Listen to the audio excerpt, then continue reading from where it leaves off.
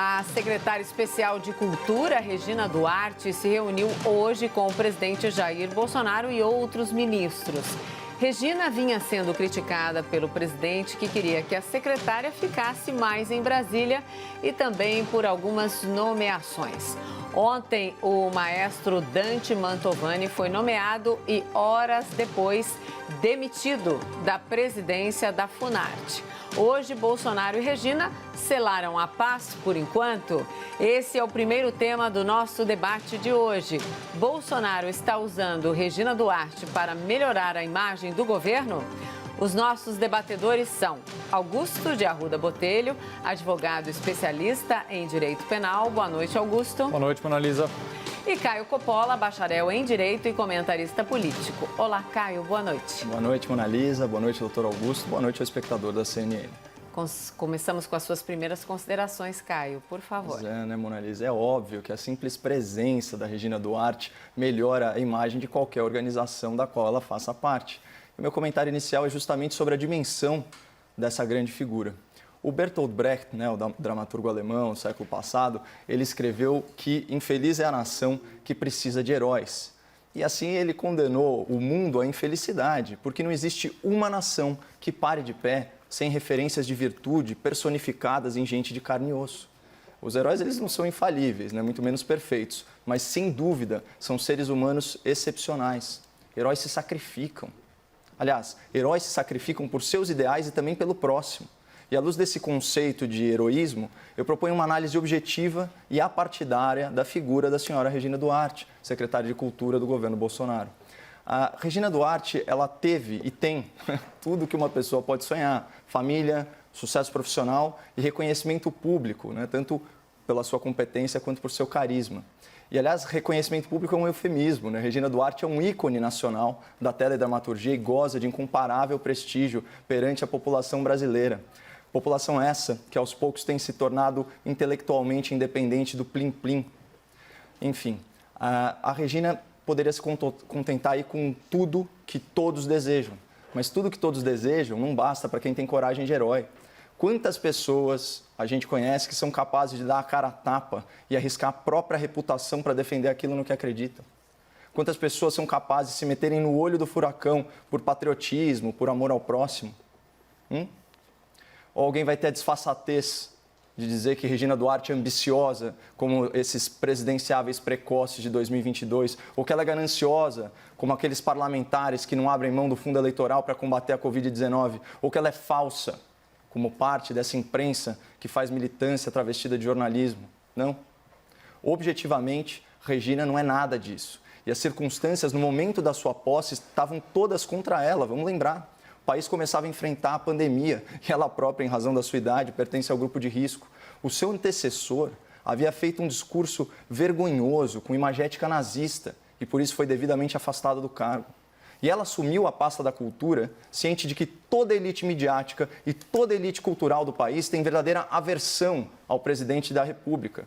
Isso sem falar que o principal mecanismo estatal de estímulo às artes não é uma política liberal.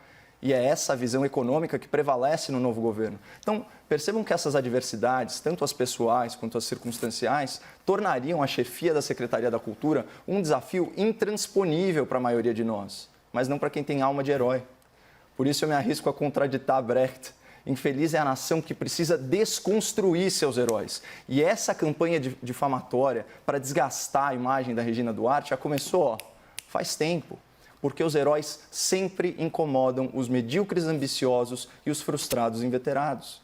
Regina Duarte é só mais uma vítima da sua própria grandeza. O seu apelido era Namoradinha do Brasil. Deveriam chamá-la de heroína do Brasil, porque, independentemente de preferências políticas, as suas boas intenções e a realidade do seu caráter se impõem. Então, ao longo do debate, eu vou comentar alguns projetos que a Secretaria da Cultura desenvolveu nesses últimos 2 meses. Talvez seja informação inédita para o espectador, porque a grande mídia tende a noticiar intrigas e até fofocas com muito mais frequência e ênfase do que as medidas positivas. Suas primeiras considerações, Augusto, por favor. Vamos lá, boa noite a todas e todas. O governo federal tem uma dinâmica e uma estratégia bastante clara. Hoje em dia, inclusive, é uma estratégia até, de certa forma, já manjada. Na incapacidade completa de resolver as várias crises, o governo cria uma nova crise para tentar abafar a crise anterior e ainda tentar fazer com que a sociedade se esqueça de alguns problemas. A técnica do presidente é clara: estar sempre em campanha e tentar manter o apoio popular que ainda lhe resta. Essa estratégia ela é copiada, e a gente sabe muito bem que nem toda a cópia é perfeita, do presidente americano Donald Trump. Dessa vez, no entanto, não enfrentamos uma crise qualquer. É uma crise de saúde pública. Enfrentamos a maior e mais perigosa pandemia da nossa história recente. Milhares de vidas já se perderam no nosso país, e infelizmente outras milhares ainda se perderão. Ao invés de focar seu trabalho exclusivamente e suas energias em vencer ou pelo menos em lutar bravamente contra a pandemia, o governo federal diariamente cria as novas crises institucionais e novas polêmicas, deixando assim não apenas de apresentar propostas concretas para vencer a Covid-19, como também soluções para as crises e feridas que ainda estão abertas e que ele próprio criou. Isso aconteceu com as recentes falas impetuosas do presidente da República sobre os mais variados temas. Nós tivemos a absolutamente equivocada mudança no comando do Ministério da Saúde. Tivemos a apresentação surpresa de um pacote de investimentos que não contou sequer com a participação e aval do Ministério da Economia. Lembrando que, por isso, o governo quase perdeu o ministro Paulo Guedes. Tivemos ainda declarações de quase ruptura com o Supremo Tribunal Federal e, nos últimos dias, as suspeitas bastante graves de interferência política do governo federal na Polícia Federal. Chegamos agora na polêmica do dia, que é a permanência ou não de Regina Duarte no cargo como secretária especial de Cultura. A crise começou com a nomeação, posterior exoneração, do outra vez já exonerado ministro Dante Mantovani para a presidência da Funarte. E continuou durante o dia com a possível ou não substituição da secretária especial Regina Duarte. Primeiro, uma coisa precisa ser dita. O governo federal nunca se importou com a cultura brasileira. Durante a campanha, desde o primeiro dia em que tomou posse, fez questão de boicotar a cultura de todas as formas possíveis. Eu podia ficar aqui dias elencando todos os atos concretos tomados ao longo desse período para provar isso para vocês. Mas eu não quero cansar o espectador. Então eu vou lembrar algo que é bem mais triste.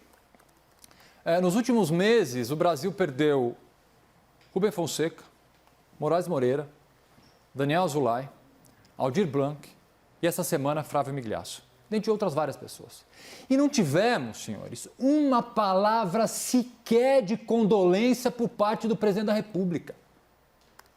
Uma palavra. Sendo bem direto aqui, o presidente acha que cultura é coisa de comunista e serve apenas e tão somente para doutrinar a população. O pensamento, ele ainda é livre, ainda bem. A gente tem que conviver até com pessoas que acreditam que a Terra é plana. Então, essa fala do presidente, muitas vezes a gente vai ter que ouvir. Agora, sem obviamente diminuir a importância enorme da cultura no nosso país, aqui é a pergunta que eu faço: é esse o momento mais adequado da gente estar discutindo a permanência ou não da Regina Duarte no cargo? O governo federal dessa vez está usando a cultura para abafar seus outros erros. E a gente não pode deixar que isso aconteça mais uma vez.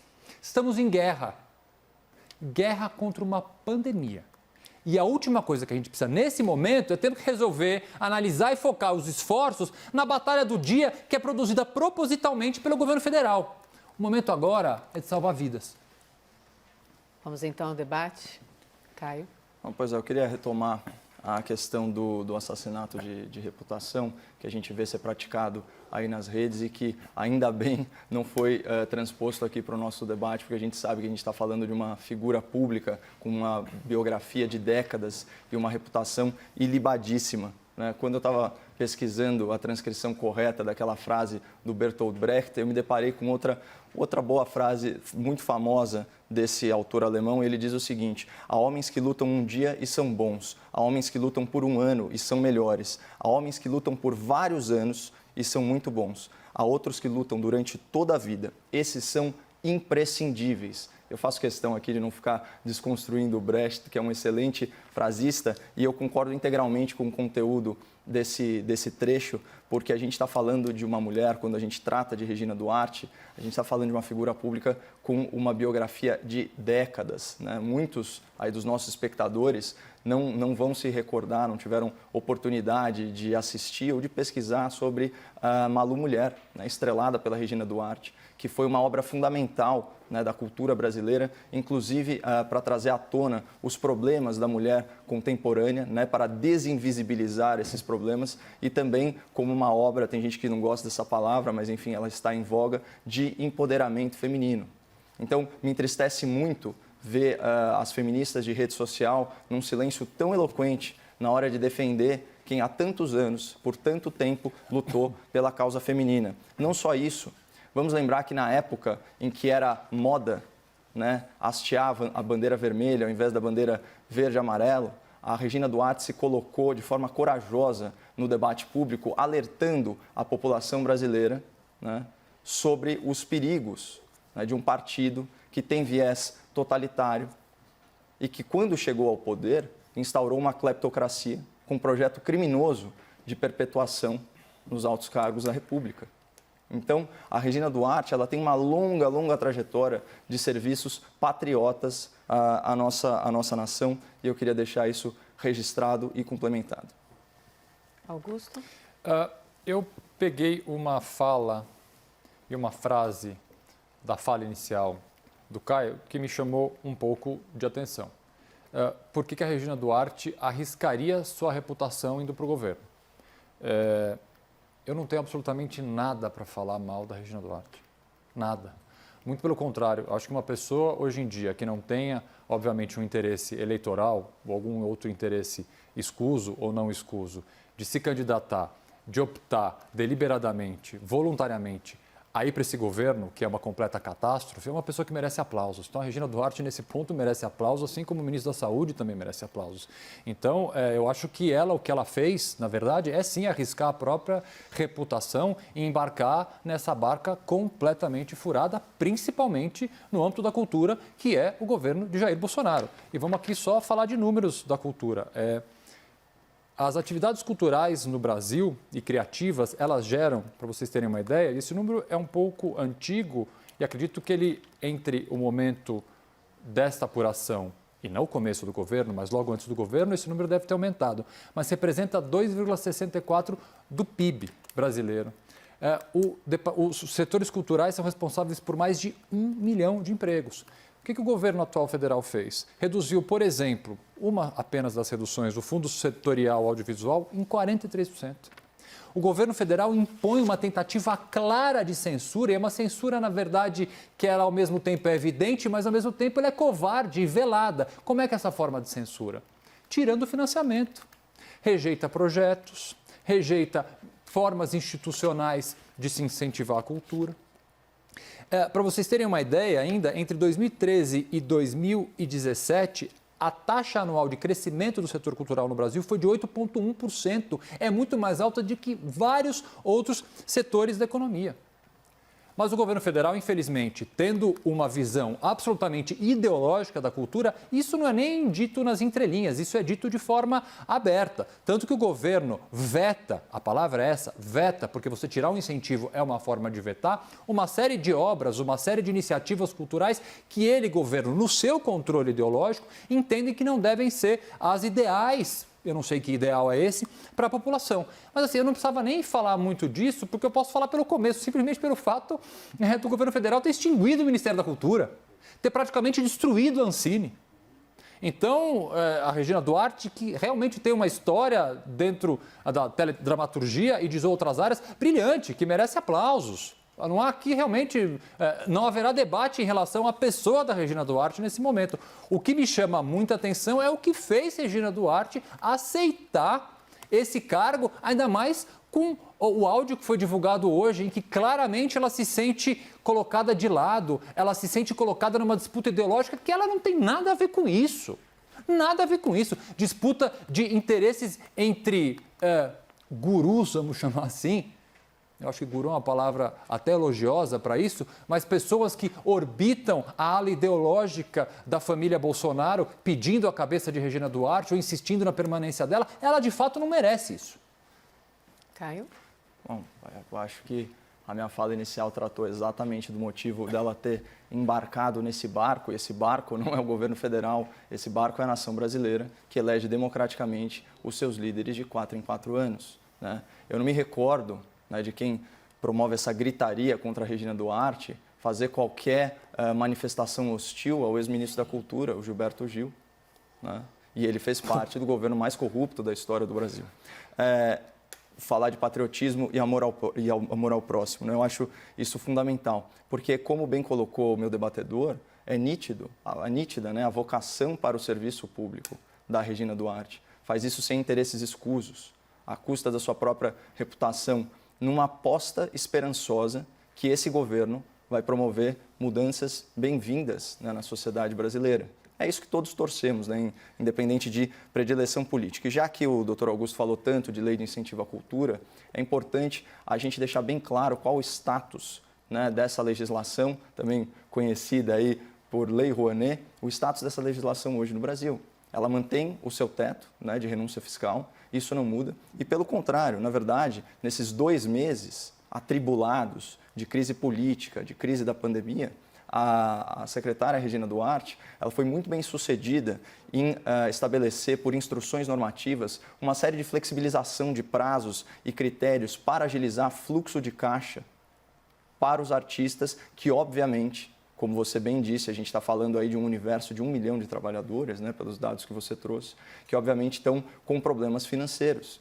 Então a gente percebe justamente um trabalho em prol de toda essa comunidade artística no Brasil. E só para ficar claro, a gente está falando de uma renúncia fiscal, pelo menos nessa lei de acesso à cultura, Lei Rouanet, de cerca de 1 bilhão e 200 milhões de reais. Isso além, óbvio, da verba, né, do orçamento da pasta, que oscila, se não me engano, em torno de 500 milhões de reais. Além disso, a secretaria, né, sob a batuta da Regina Duarte, está fazendo uma verdadeira força-tarefa aqui para avaliar as prestações de conta e sempre no espírito de facilitar a vida do artista. Aliás, a Regina Duarte ela tem feito uma ponte entre a austeridade de Brasília e a criatividade do Leblon. E eu queria chamar a atenção para o viés liberal de alguns novos projetos que a Secretaria da Cultura está implementando. O que me chamou mais atenção foi o que eles estão chamando de empréstimo reembolsável. Isso aqui é muito interessante, porque ele toma por base uma prestação de contas bem consolidada, né, por parte dos artistas, dos proponentes. Ele propõe aí esse empréstimo, ele tem 1 ano de carência, juro mínimo, se não me engano, é o IPCA. É uma coisa assim, super execuível, né? E por que eu disse que é um projeto de incentivo, mas de viés liberal? Porque ele incentiva uma visão global da arte, em que o artista tem que pensar na sua obra, na sua peça, no seu espetáculo, de forma financeiramente sustentável. A grande crítica que os liberais têm, né, em relação a esses programas de incentivo é justamente que o governo ele é sócio no ônus, mas não no bônus. Certo? Então, além do produto cultural, agora você tem essa outra modalidade de incentivo que devolve aos cofres públicos o valor do financiamento. Eu acho isso muito bem-vindo. Augusto, algo a complementar? Nada. Obrigado. Então, podemos ir para o segundo tema? Mas eu achei que o Augusto ia se estender um pouquinho mais. Eu gostaria de chamar a atenção só para um último programa, né, que, pelas minhas fontes, foi tratado aí nesse encontro entre o presidente da República e a secretária da Cultura, que eu reputo como muito bem-vindo, que é uma espécie de voucher cultural. Me lembrou daqueles versos famosos, né, na música dos Titãs, se não me engano, Arnaldo Antunes, né? A gente não quer só comida, a gente quer comida, diversão e arte, certo? Então, esse voucher cultural, ele funciona como a maioria dos vales, né? Ou como a maioria dos bolsas, né? Vamos dizer assim. Você dá as famílias se cadastram e elas recebem um valor para ser utilizado exclusivamente no consumo de cultura. Isso é um verdadeiro incentivo, né, para a frequência a museus, a peças de teatro ou até mesmo de cinema nacional. Eu não sei como que isso vai ser aproveitado, mas eu acho que, dentre as possibilidades de tantos programas assistencialistas, esse que tem um viés liberal, que permite à família, né, escolher o destino, né, das suas verbas, eu acho que ele é muitíssimo bem-vindo. Vamos então para o segundo tema? Obrigado.